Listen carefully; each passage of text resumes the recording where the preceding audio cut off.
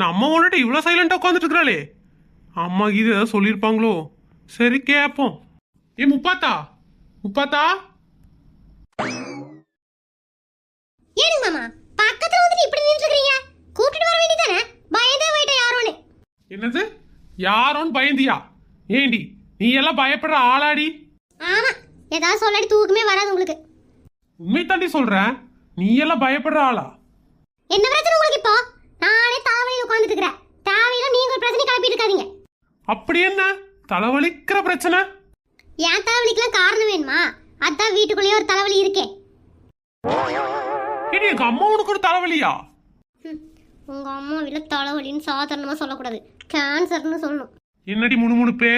இந்த வீட்டுக்குள்ள நிம்மதியா உட்கார்ந்து யோசிக்க கூட முடியல. இதெல்லாம் வீடா என்னன்னு எனக்கு தெரியல. சரி இப்ப எதுக்கு கோவப்படுற? கொஞ்சம் சிரிக்கவாது செய்ய.